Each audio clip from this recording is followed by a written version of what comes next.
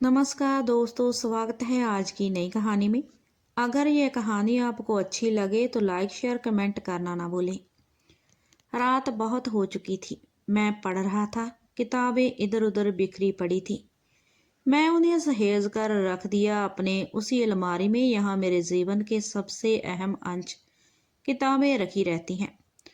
मैं अब सोने के लिए अपने चारपाई पर हूँ। मैं सोने की कई कोशिशें कर चुका हूँ, पर नींद मेरी आंखों के आसपास भी नहीं भटकती है। कुछ ऐसा है जिसे मैं भूल रहा हूँ। तभी मुझे दिखता है कि वह डायरी जिसमें मैं स्वयं को सिर्फ तुम्हारे लिए सीमित रखा हूँ, उस डायरी में तुम ठीक उसी भांति मौजूद हो जैसे मेरे हृदय में सांसें। मैं उठकर उन पृष्ठों को खोलना जिन पृष्ठों में तुम्हारे होने का एहसास सबसे तीव्र, जिसमें मैं भी हूँ पर तुम कुछ अधिक हो, उन्हें मैं पढ़ने लगता हूँ। मैं धड़कन हूँ किसी के सीने की। उनके बिना अब ख्वाहिश नहीं है मुझे जीने की। इसे पढ़कर ही मैं यादों की अतल गहराइयों में उतर जाता हूँ, जिसमें मैं और तुम थे।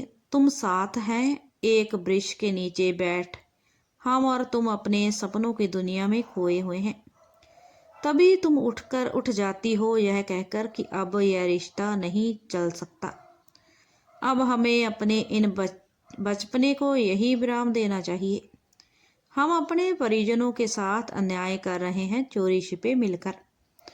वह हम पर विश्वास करते हैं और हम उन्हें अंधेरे में रखे हुए हैं।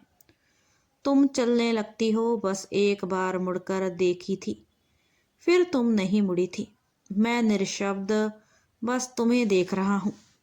मुझे भी तुम्हारे उस दयालुता का विरोध था जिससे तुम्हारे लिए सपने सजाए होंगे और तुम अपने परिजनों के विश्वास पर खरी उतरना चाहती हो।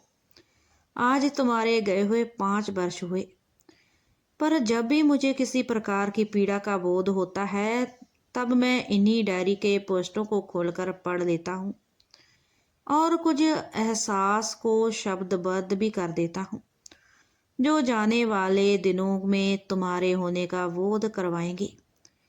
इन्हीं पृष्ठों को पढ़ते पढ़ते तुम मेरे ख्यालों में समा गई और मैं तुम्हारे साथ उन्हीं वादियों में विचरने के लिए चल दिया। यहाँ हम प्रयात जाया करते थे।